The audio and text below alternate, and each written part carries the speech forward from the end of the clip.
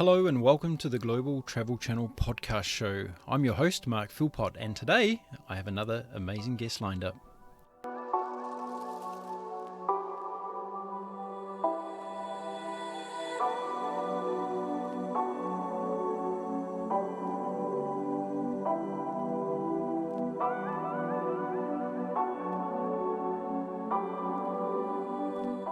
Now, just imagine for 1 minute, if you can, swimming 76 kilometers in a swimming pool and then getting out and cycling 3,600 kilometers and then running 844 kilometers after you've got off the bike.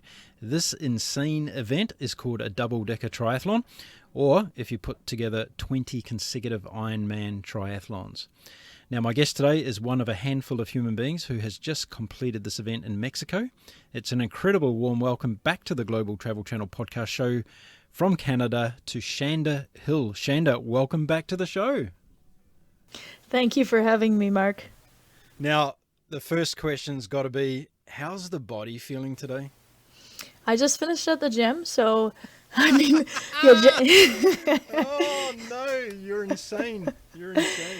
Yeah, you know what? It just feels like a continuation of, exercise.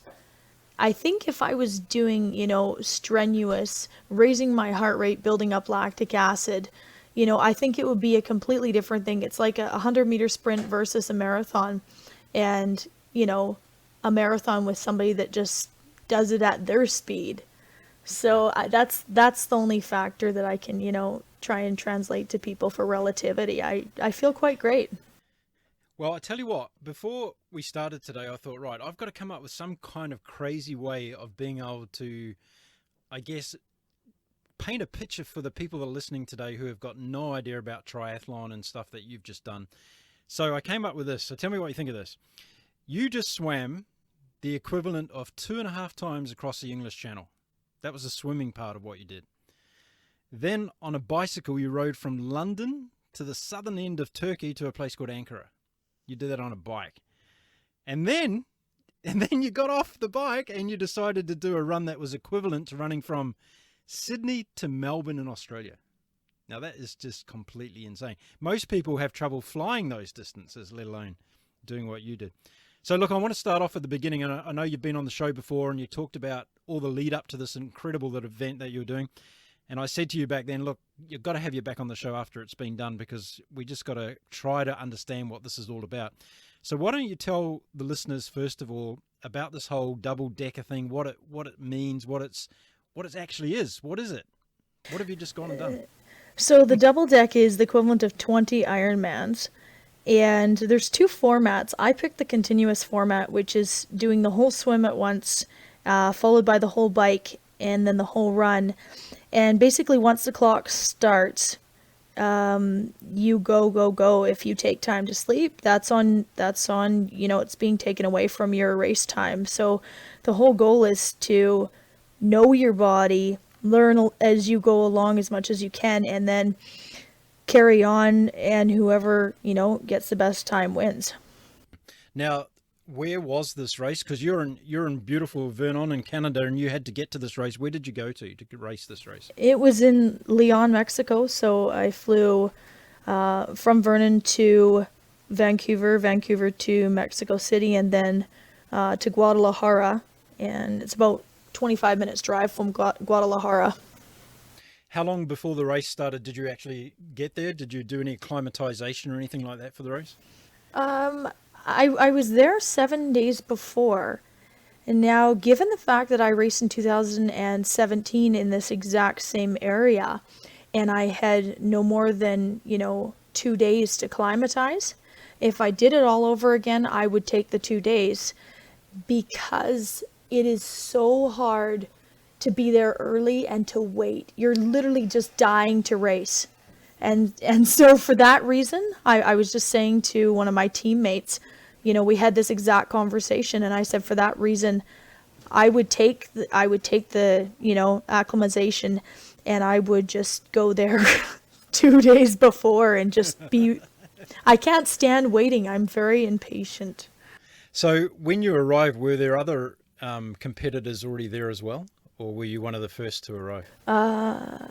There was one competitor already there, and a couple more arriving, within the next day or two.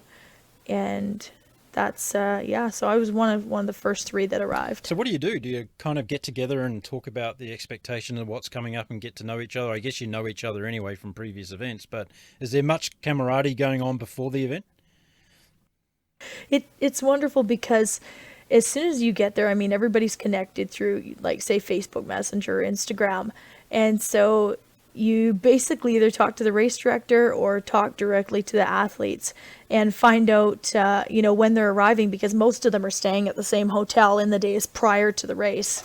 And then we actually move to the race site and stay there for the remainder of the race. So tell us about the race course itself, because I guess it's a specially designed course. It's not like your typical triathlon that goes out and back. It's a course that you repeat a number of times, and the swim leg's actually done in a swimming pool. Is that right? Yeah, so the swim was held in a 50-meter pool, and it was about half an hour from the actual race site. So we had to be bussed to and from the swim, and then the whole bike and the run is held in the same park, Metropolitan Park in Lyon, and really beautiful place. And so we start out with the swim in the pool and do our time there, and then they bring us back to where our bike is, and we start the bike in the park there. Do you still think it's a beautiful park? Yeah.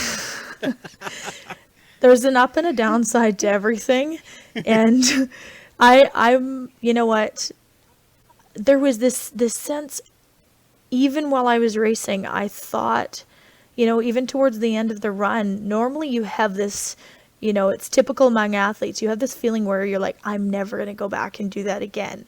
And you say that, and then right towards the end of the race, I'm thinking to myself, I want to take everything that I've learned about this, and I want to go back and just slaughter that race, because I look at all of the things, that happened or that I didn't know, and I get really excited because I think I can do that so much better. Like, not just on the swim, I can go back on the bike, and I believe I can actually take a day off my bike. And that thought excites me. That's amazing, and that's an amazing way of looking at it. I want to get into that philosophical part of it a little bit later on. Let's start off with the beginning of the race, and what's the expectation like when you're arriving at that swimming pool on the bus with the other competitors? Does everybody first of all start at the same time? All of the athletes start at the same time. They basically they pair us based on our previous, say, Deca times, and they'll put, the fastest swimmers in one section. What actually happened with this race, which was unique and has not happened before, is they staggered the men that were the fastest, and they actually started them. We started at 10 o'clock in the evening, and they actually staggered the men and started the fastest men the following morning, and allowed the difference in the time clock. They still would end up with a bonus amount of hours because they started the clock when we started. But what that did, I think, was allow the race director to kind of group the athletes in, because it's about a half an hour drive from the cycling venue. It allowed them to be able to take more of the athletes at the same time because they were finishing at the same times. So you're starting at night. Are you already a little bit tired from being up the whole day and all that waiting around? Is that starting to kick in, or is the adrenaline so much that you're just ready to go? I think psychologically you think about it and you go, oh, this is a disadvantage. And what I choose to do is just, it is what it is. You can't put too much thought into it because it will take away from the energy that you want to put into the race. You can't fight these things. There's nothing you can do about it. So you just go with it.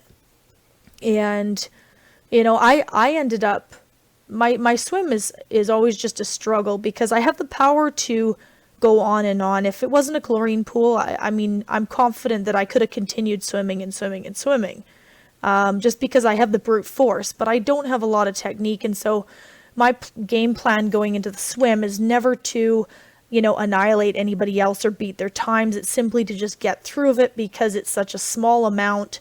And, as bizarre as it sounds, I just want to try and stay calm and enjoy it as much as possible. 76 kilometers in a swimming pool. You're enjoying that, are you? Are you actually having a smile on your face going up and down that black line and just watching it? Mark, enjoying the swim just means making the most of the small things, making the most of the moments, when they have this food table, and the race director and his wife, they put out an assortment of different foods to eat. And it's something as small as, oh, hey, the hot water's ready so we can make, a veggie broth. Or it's really the little things. Oh, they've just cut up fresh fruit. So Tell me about that, because I guess in terms of people listening, I followed the whole race online, and I got a good sense of, where the highs and lows were. That water, being in that chlorine water, what were some of the things that you started to feel after some time in that pool? Given the fact that I've only covered 38 kilometers before, and each experience has been a little different based on what they're putting in the water, from what knowledge I have is the pool a week or so before had been a little bit murky, and so they've been doing shock treatments in it. And I don't know about standards in Mexico compared to the rest of the world, but I know that the amounts of chlorine in the pool were quite high comparatively. You can smell it, you can taste it. And what happens that I've never experienced over a certain amount of time, you basically, it feels like a chemical peel, which I've never had, but it feels like sunburn. And, going onto the bike afterwards, my face, I peeled off skin around my mouth for a good couple days afterwards, just from it being damaged. And something I learned that was really interesting is, putting Vaseline up your nose. Now, it would have been, I do it. it would have been nice. Daily. I have no problem with it. I think that's quite a good thing to do, actually.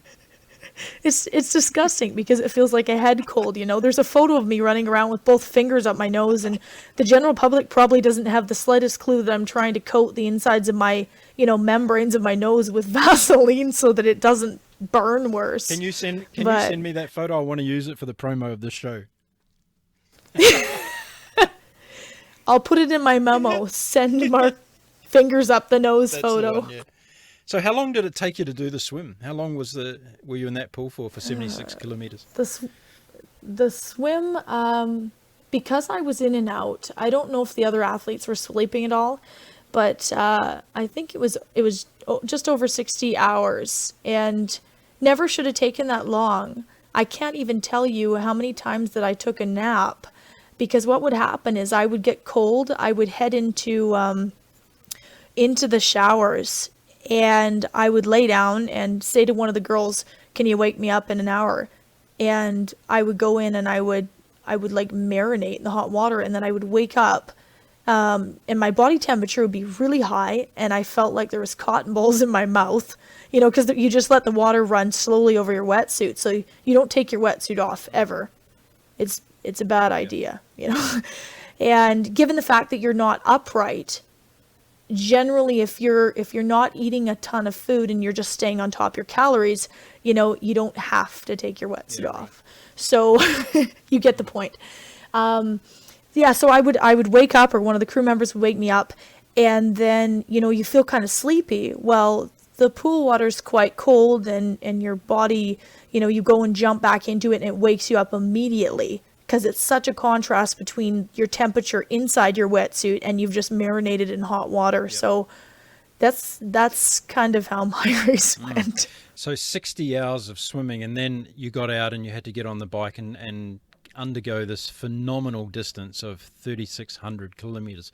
What's in your mind when you get out of the pool and you're making that transition to the bike, and how long did you take in between the two legs there? That's actually what's really interesting, because I was looking at the numbers, and I think that my transition time between finishing the swim and actually getting on the bike was only an hour and a half.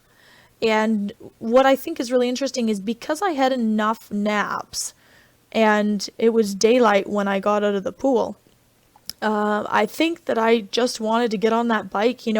The girls were 40 laps ahead of me, and we're talking just over 7 kilometer laps. I came out of that pool really far behind. And I mean, it's hard psychologically because, any part of you that's competitive goes, holy smokes, 40 laps times 70. We're talking almost a day behind, being able to catch everybody. And this, you've done your calculations, even if you pretend you haven't or you don't think about them very much.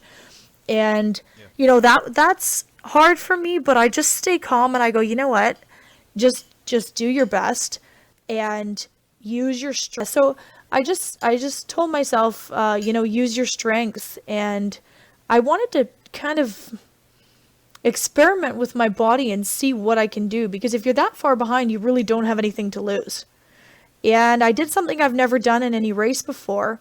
Normally you pace yourself and you hold back on the bike. You hold back for a couple days and you never go all out. Well, I did something completely different, and I thought, I'm going to sleep a solid block of 5 or 6 hours each night, and I'm going to get up in the morning and I'm powerful in the morning. Like, once it's not a body thing, it's a brain thing. And my brain, having had a brain injury like I have, it needs the sleep. So when I wake up in the morning, I'm powerful. And so what I did was just take that and run with it, and not worry about blowing up. I just went, and it would take me 5 or 6 laps. And the girls that had had less sleep, they'd been going at an even continuous pace. And it would take me 5 or 6 laps, and I would actually lap them. And I would do this for the majority of, till after lunch. And then when I started to feel, normal, so to speak, at a normal pace, I would just carry on the rest of the day and look forward to going to sleep. So I was able to, in 4 or 5 days, start gaining some serious distance on the girls, and ended up coming off the bike with, at least 6 or 7 hours gain on all of the females. So a number of questions that have come out of what you just shared with us then. The first one is, did you go into the race with a strategic plan as far as wanting to win the race from a woman's perspective? Was that one of the goals going into it? I think anybody that has a competitive bone in their body likes to win. And I think my main goal is to listen to my body and do my best. And doing my best, I believe, will always put me at par with any other female out there. And so it's not necessarily to win, but always aim for the very best you can do. So therefore, when you were that far behind, and as you said, you had to change the psychology a little bit, and I guess keep calm in a lot of ways, right? And just say, well, within yourself that you have the capacity to bring this back and to chase these girls down. What size of field are we talking about with other female competitors in this particular race? 5 females went in and 4 females finished. That's a very high percentage given the distances involved. Given that there was only 8 finishers, it's absolutely incredible. Yeah, outstanding, absolutely. So the bike, you caught them up, you got into the lead, so you actually got off the bike, you were in the lead of the race for the females, and how did you feel then? Like, were you really pumped up because you'd, psychologically you really reversed it, didn't you? You got into the stage, well, hang on, I actually mowed them down here and I caught them back up. So you must have been in a pretty positive frame of mind going into the run section. It's 50-50 for me, because I'm one of those people, and any girl that's ever raced me will tell you, I like to hunt. I like to be at the back and to, undersleep or run faster. So it's part of, for me, it was the hardest position to be in, because you're at the front and, now what do you do with that? Do you, take your time, wait for them to get you and then hunt because that's what you love to do? Or is it just a matter of listen to your body and go with what you can and do the best you can? Or, it's tough because I'm not normally in that position. Normally I like to come from behind and I quite enjoy it. It's because you have a goal the entire race and you are chasing the person in first. And that's what I'm used to doing, and I enjoy it. Up until that stage where you got off the bike, had you felt at any time during either the swim or the cycle section that you wanted to quit the race? There's no point that I ever wanted to quit, and I say this over and over again because my going into this race, I had a bit of a tough year in life, and and that makes you stronger. And going into this race, I had my heart, I had my soul, and my brain. Everything was in it. And it wasn't really, to me, it wasn't really an option. It would have been, a broken leg or something like that, where I would have quit it. You invest a lot of time, you invest, a lot of your funds. I work like a dog, and there's so many people back home. I know that they were on that journey with me, and it's a sense of, you want to do your best, but you're taking people with you, and I quite love it. I really love racing. Yeah. I found that to be quite an extraordinary thing in watching the race online, and the people that were supporting you and the comments that were being written, because you could see during the duration of the race and the different things that you were going through, how you were inspiring people in their own lives, me being one of them, I must add. And it was extraordinary to see that, because here you are so far away from all those people geographically, yet you're having such an impact on their lives in all sorts of different ways. Did you contemplate that at all? Did you actually have that thought going through your head? It wasn't because I had gone off social media. The only correspondence I had was with my partner, my immediate family. And I really didn't have a clue what was going on until he would, give me tidbits. And when he did, then it would just make me cry, because it's completely overwhelming to think that, that many people are taking this journey with you. Yeah, and there's that much support. It's still completely overwhelming to me. I watched a TV network in the United States, it might have been Canada actually, a couple of days ago, and they did a short segment on one of your competitors who was from Denver in Colorado. And it was quite extraordinary, because the newsreaders who were covering that show could not get their heads around the distances and they were absolutely dumbfounded by what you were taking on here. Was there a sense of that from everybody outside of the community of the triathletes here, that just don't get it? They just don't understand why you do something like this? There is a sense, in general, if somebody asks you about the race and then you tell them the distances, there's many times where I've just watched the general public, their eyes kind of glaze over, and I don't expect them to understand it, because even when I did, the quintuple back in 2016, I still hadn't wrapped my head around a Deca, which is 10 Ironmans. I thought that the guys doing that there, David Clamp he's a superhero, and you meet them and you realize they're real people.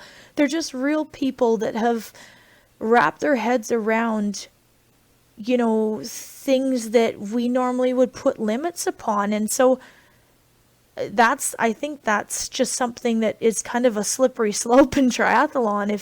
If you want to, do those distances, you just hang around with those people and you just kind of, head down that road. Yeah. I imagine in doing something so endurance related, that there's always going to be those unexpected things that come up, like you've already mentioned with the chlorine levels in the pool. Were there any other or many other situations that you came across during the race that you thought, hang on, hadn't planned for that one, that came out of nowhere and I had to deal with it? Coming out of the pool, my body for 3 days was not giving me what I needed, and it wasn't a food thing, it wasn't a muscle thing.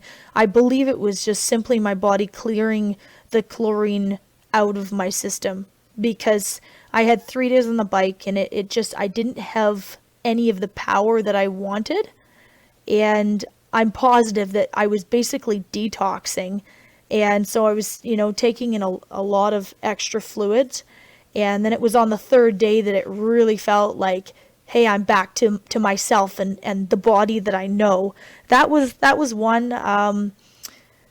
Food poisoning was definitely a heavy hitter, and something I would appreciate never having to experience again in my life.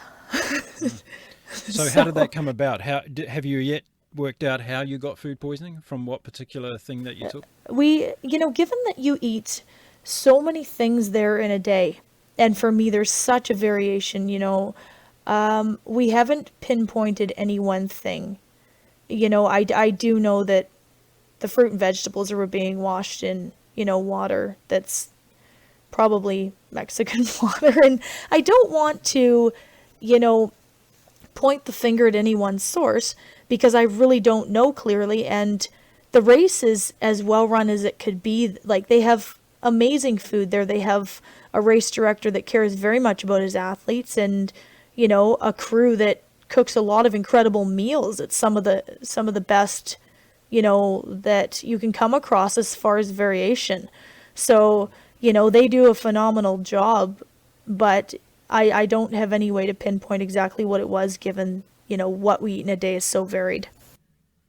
Does that concern you going forward in terms of you'd probably look at that particular experience that potentially cost you the winning of this particular race? Is it something that you're nervous about going forward, that it could happen again? I'm just gonna take what I can. If I'm fortunate enough to go down there and have a designated crew member, we may bring in a couple different foods from outside sources and then stick with, foods that maybe aren't handled 2 or 3 times. It's something I'll have to relook at when the time comes, but I'm not going to let it consume too much of my thought processes right now. Yeah, good.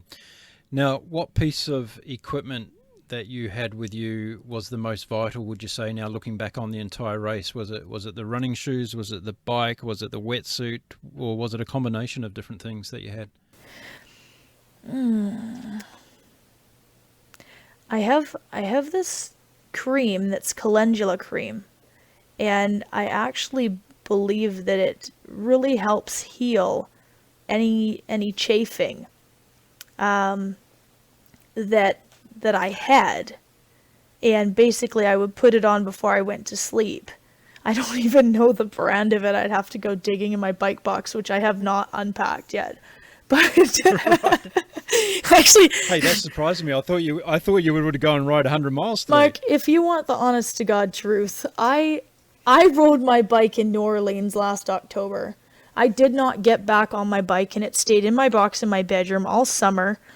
And the only time I actually rode a bike was when my dad and I got on 3 times on my BMX bike. And psychologically, I wanted to know, I'm a rider that stands up as much as I sit down.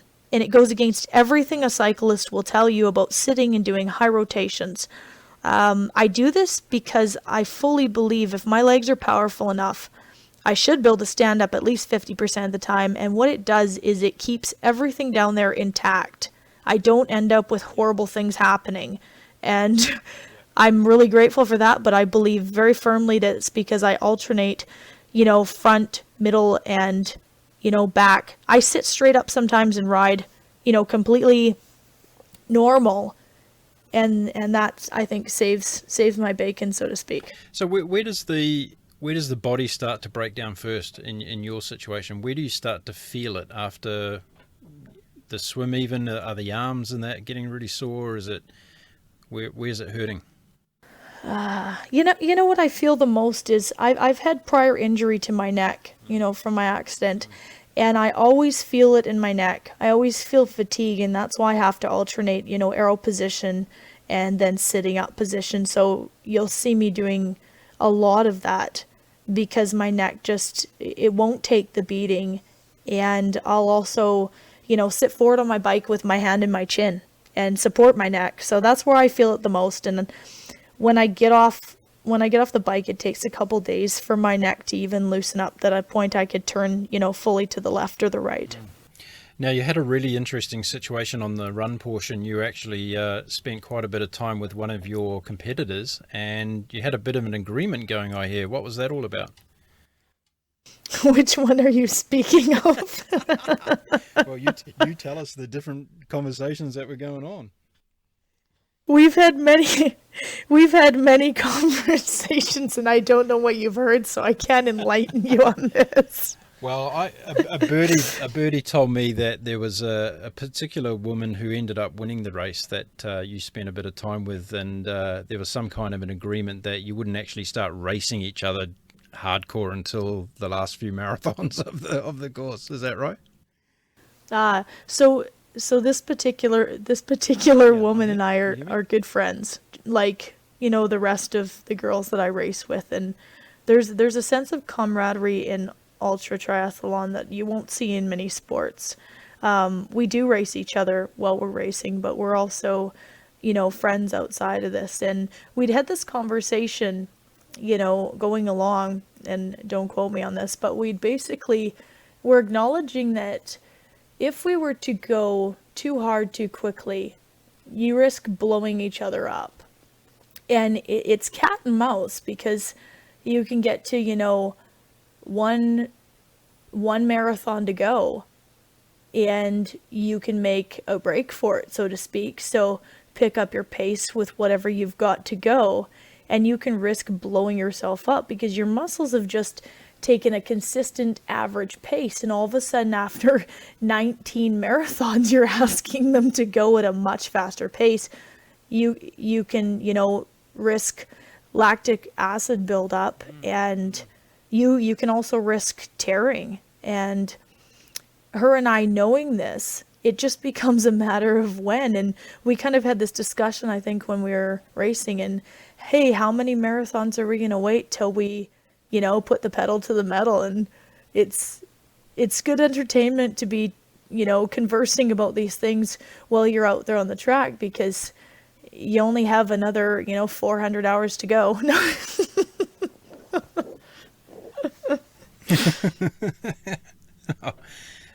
Let's talk about that, because I can't get my head around the insanity of the distances. And I'm thinking, when I go out and I ride 100 or 150 Ks or whatever, my head's already going nuts. And I'm thinking, what the heck do you think about every time? And the worst thing about this for me is you're going around the same circuit time after time after time. So how do you control that mind from going absolutely into outer space with, insanity?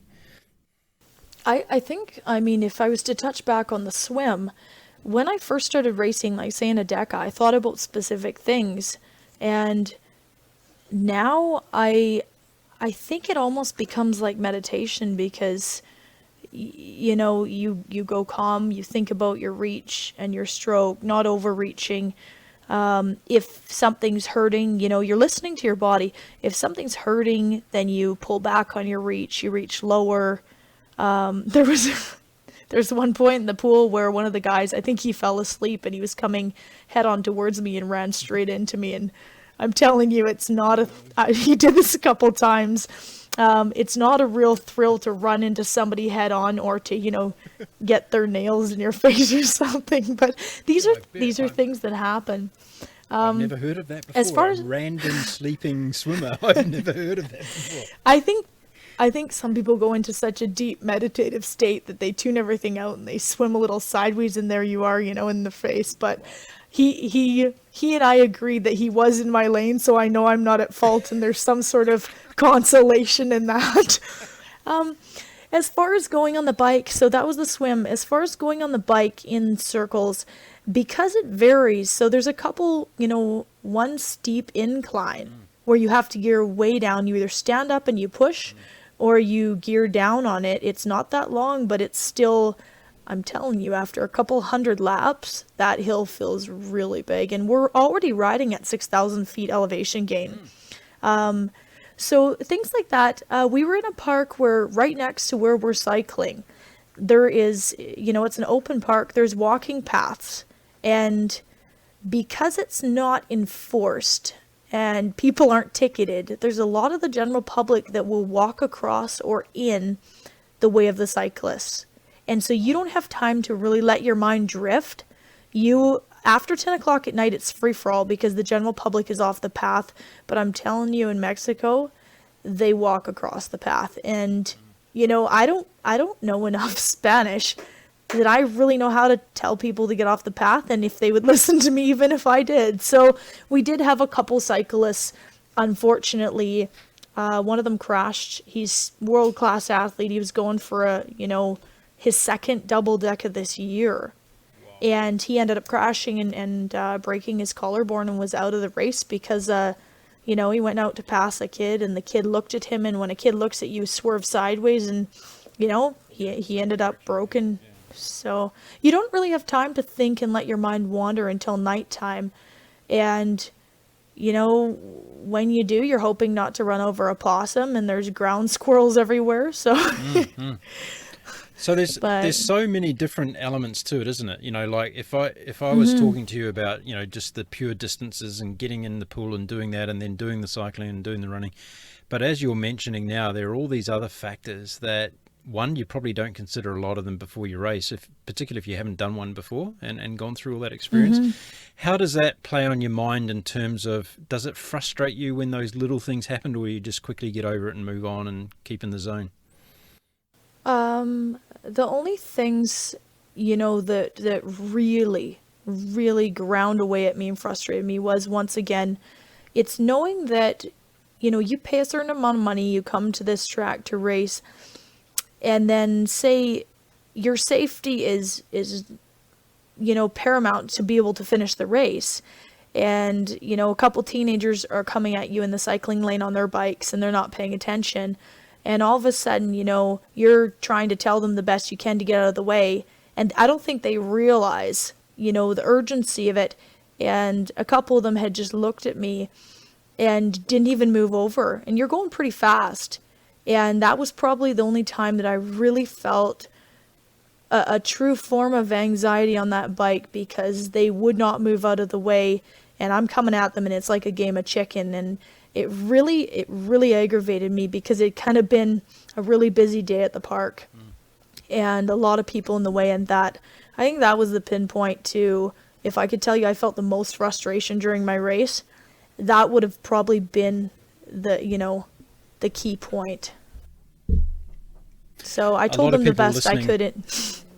A lot of people listening to this particular podcast who are triathletes would be quite familiar with the process of having a lot of volunteer officials around the route and keeping people away from those things. How well was this particular race officiated as far as support and all the other elements that we take for granted when we do a lot lesser distance triathlon?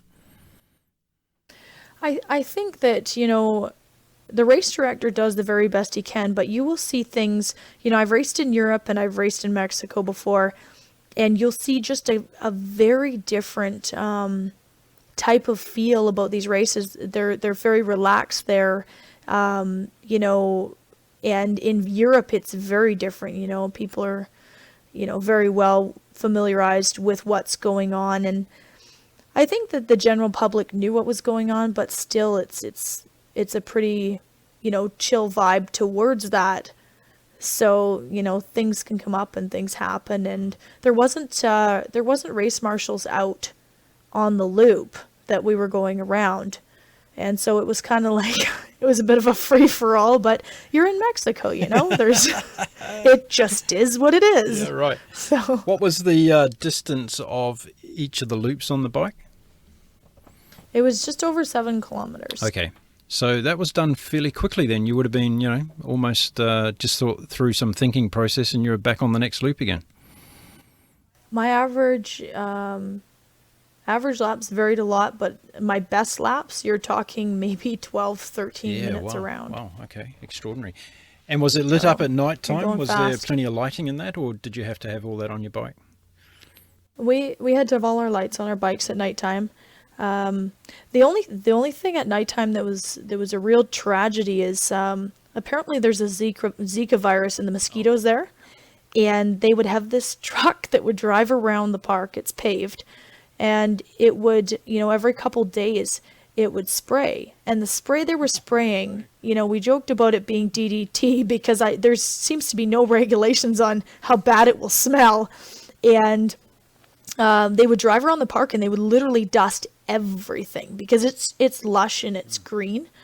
And I would always say to the girls, it's a wonder every duck in this park isn't dead, because whatever they're spraying smells like death. So you would just hold back. as far as you could. And there was a point where, we lost maybe 20 or 30 minutes because I wouldn't go anywhere near that truck. And I just let it do its loop. And I thought nothing's worth, compromising my health or having to breathe this, or, having my heart rate up and breathing more of it in. The officials get rid of the truck for the next race and we don't have to go through that. Well, we might have, mosquitoes with the Zika virus, so I don't know what's worse. Now, for those people listening to the show today who didn't listen to the first show I did with you, and I plead you to go back and listen to that show because it was fantastic. And Shanda had a very, very bad accident on her bike, what left her on the side of the road in Canada fighting for her life. I'm really interested to know now, after you've done something like this again, how that compounds in your whole philosophy of life, and do you feel complete after you've done something like this, or is there still an itch to do more? I feel content and happy with everything that I do and have done. I'm not looking for the high at the end of the race because, there's a general sense of overall, for me, a great feeling when I set out to do something and I complete that.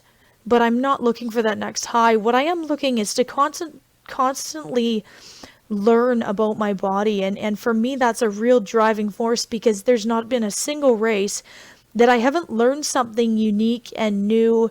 And so there's a constant hunger to keep on learning, at whatever capacity that is. And for me right now, I would, I never say I won't go back and do that race again. For me, it's knowing that now that I have some experience in that, I feel like I could go back and I could take a day off the bike. I feel like I could, do so much better in the run, but I also have to consider that I may run into a bunch of unknowns on the next race and you just don't know where that will take you. But there is certainly, I want to always do my best. And as long as I'm living and I'm breathing, I think that's a gift in itself, and I should be doing the absolute most I can with it. You're not going to kid me, because I saw the poll that you did on your Facebook page asking people whether you should go back and try and break the world record. It wasn't me, that was my partner, and you know what?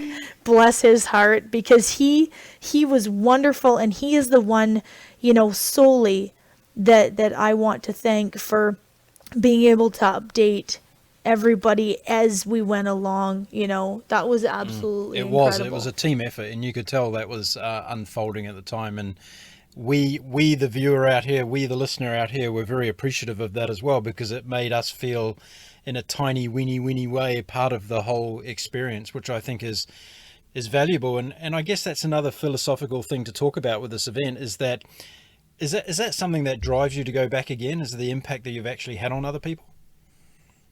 And I don't say that in an egotistical way. I say that in a very mentoring, inspiring kind of way.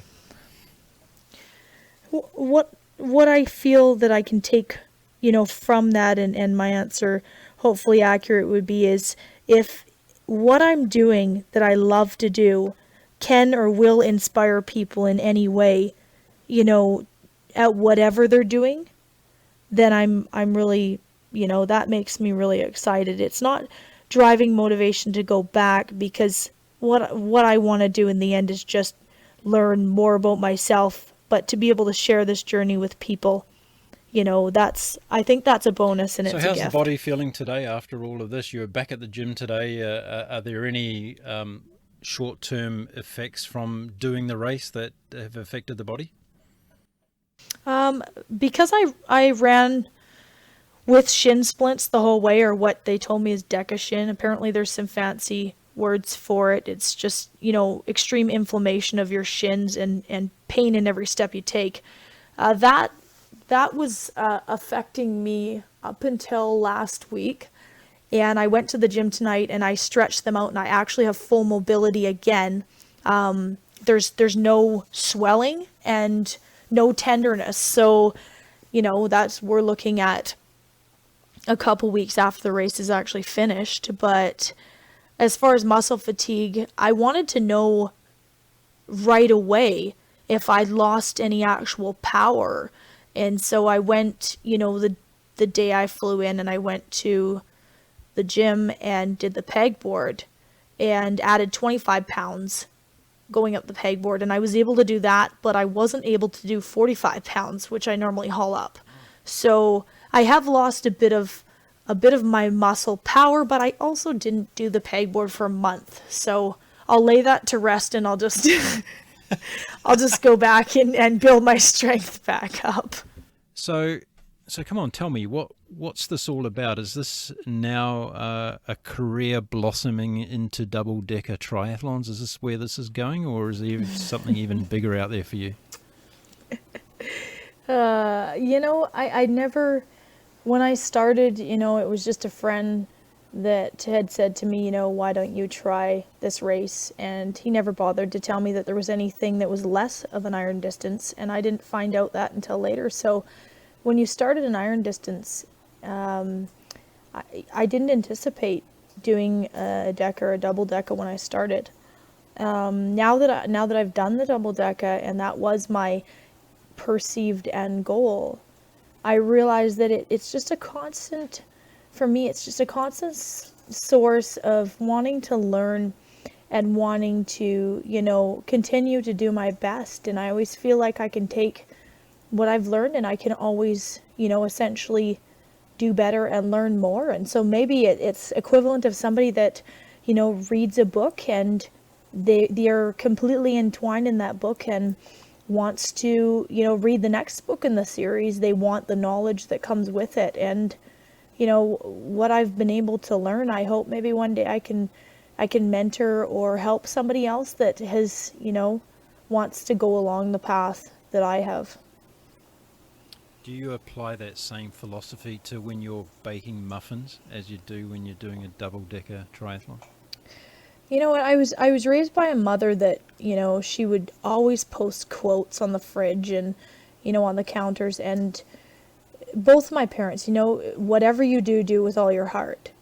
And I try to apply that to my work and to my baking. When you ask specifically about muffins, I am constant I am constantly baking. I'm constantly trying to figure out, the science behind it, how I can make something rise exactly how I want it to, how it can come out of the oven more moist. So yeah, it's a constant search for excellence, but, never letting it overtake enjoying the moment and, learning something in the process and living in that moment. Are you a perfectionist? I guess it depends on what circumstance. The windows of my house, actually, I looked out yesterday and they're quite dirty, so I'm sure somebody that was a perfectionist would have cleaned them by now. I imagine, though, that somebody like you who would go and clean them would probably do them 100 times instead of just once. I would do them once, and I would do them the best I could once.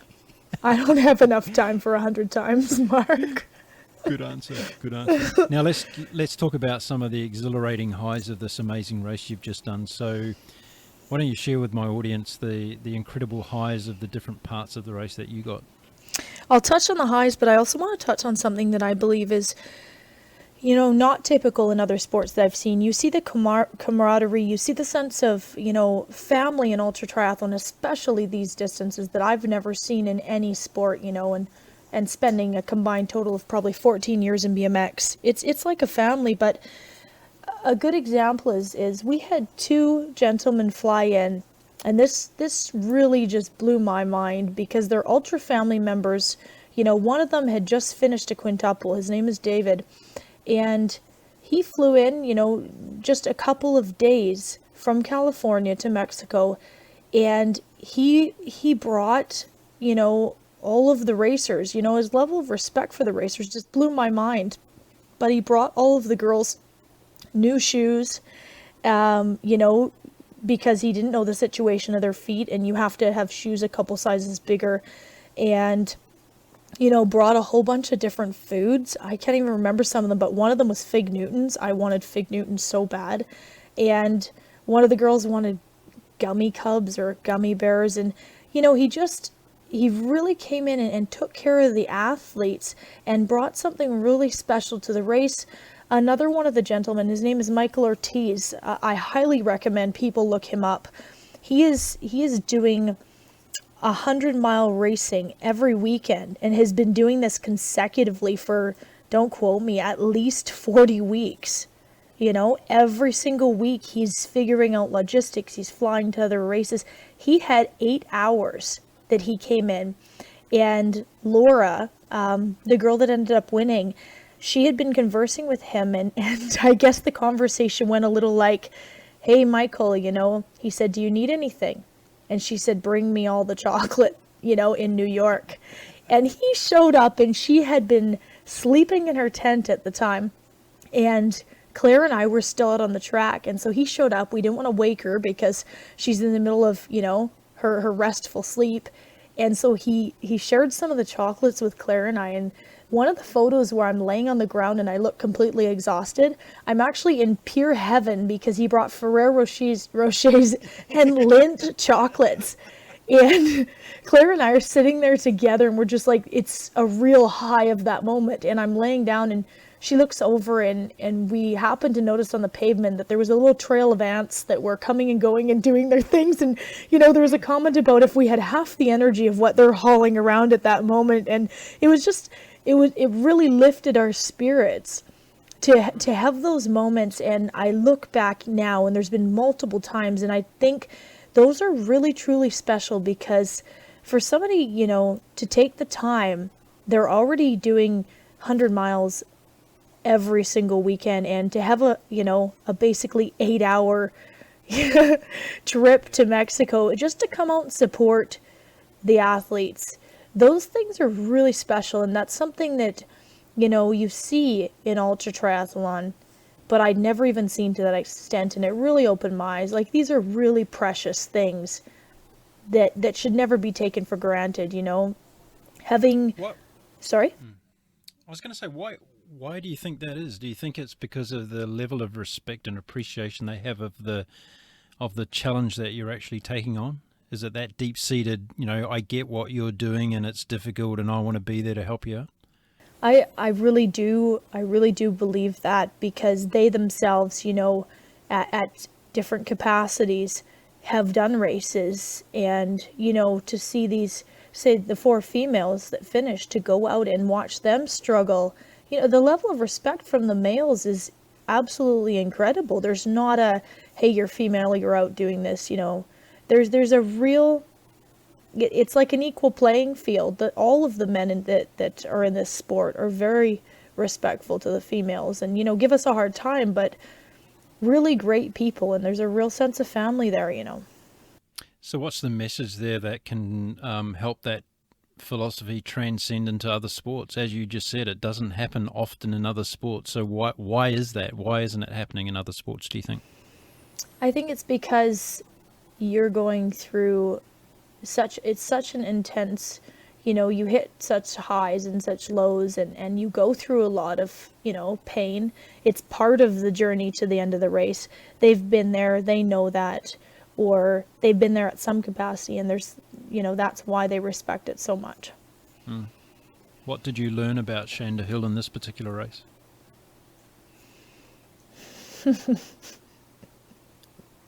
That it's really not over till it's over.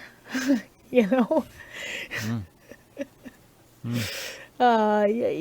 You're always learning. I mean, if you're talking on an emotional level, you're talking on a physical level.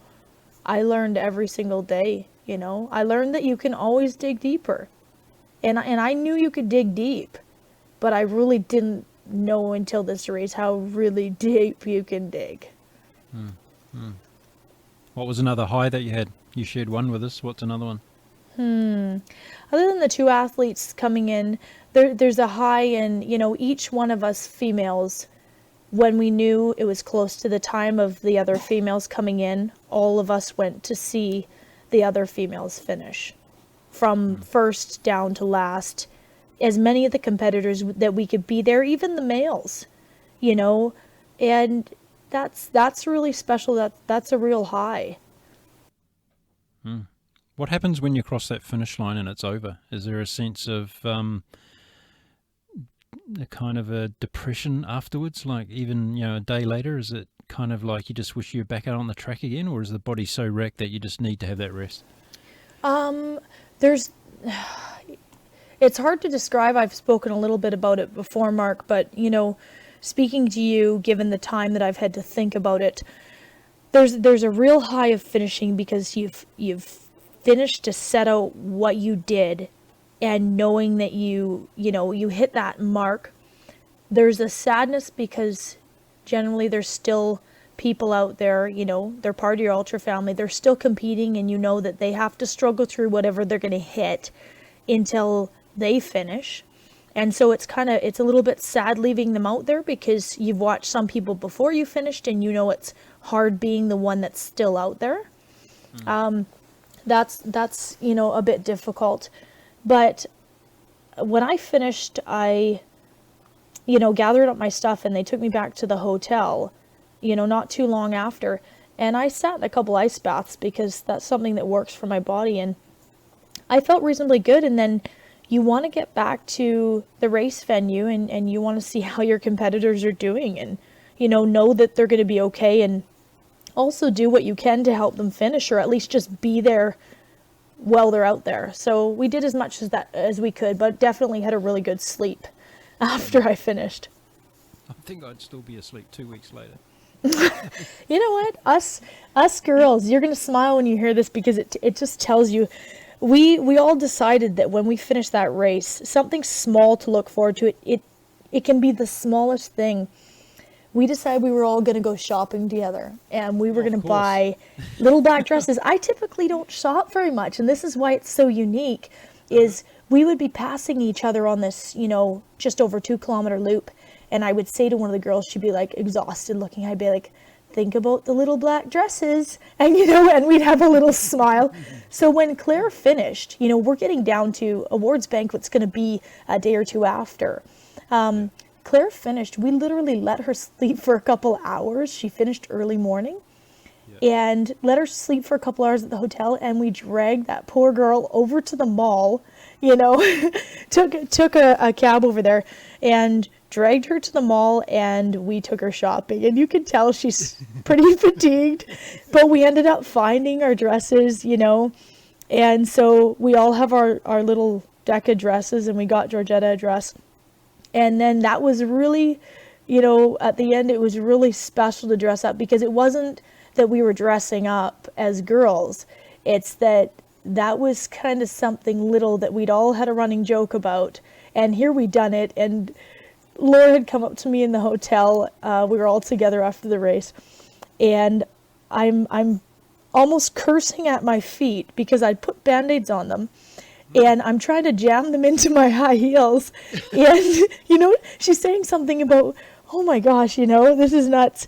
And I said, yeah, but it's just as nuts to jam your blistered feet into your shoes like we have every day for over 10 days. So what's one more day, Yeah. It's just what, your mental capacity is far greater than you think that you can. And it just becomes something else, on a different day. It's a fantastic sub-story. What was the lowest part of the whole experience for you? The lowest part is when I went for a nap and consequently ended up waking up having food poisoning. I won't go into graphic detail, but a couple of the things that happen when you're stuck in a tent, you have food poisoning, are not very pretty.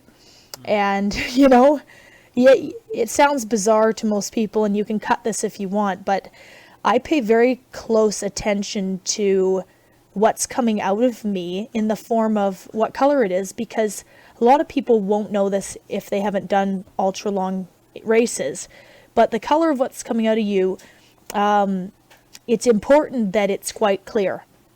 And so I keep a white bucket close to my tent, and you pay attention to those things very much because you do not want to put unnecessary stress on your kidneys at any time by being dehydrated.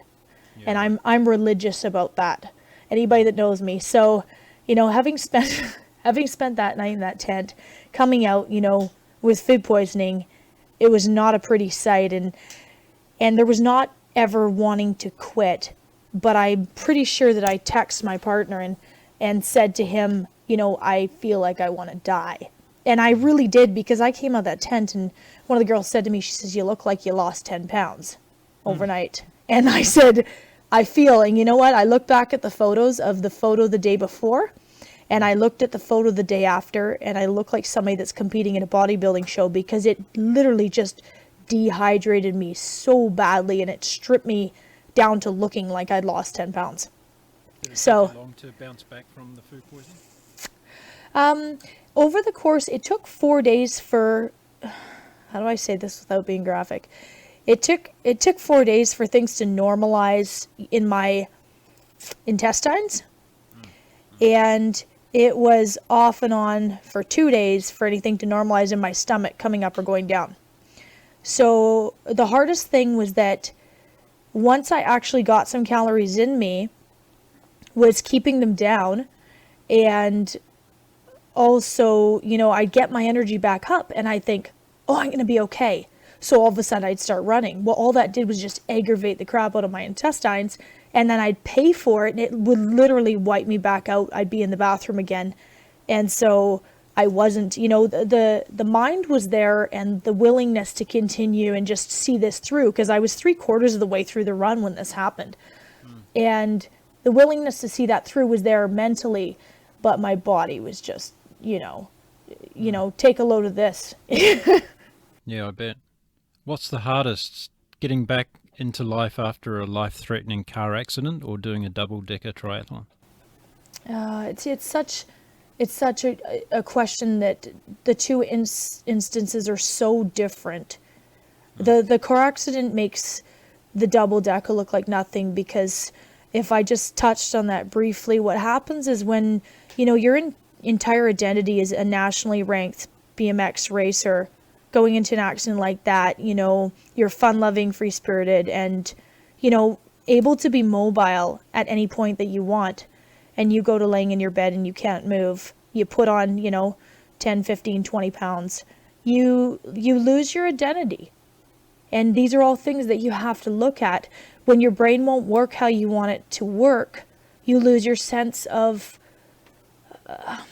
self-esteem. You lose your sense of who you are as a person, and that makes a double decker look like nothing. Yeah. Okay. I think that's a very fair answer, and maybe it was an unfair question, but I wanted to see how you felt about that. What's next? What are you going to be doing next besides baking some wonderful muffins? Well, I went back to work just after I got home. I work at a wholesaler for dried fruit and nuts, good foods from all over the country. So I went back to that right away, and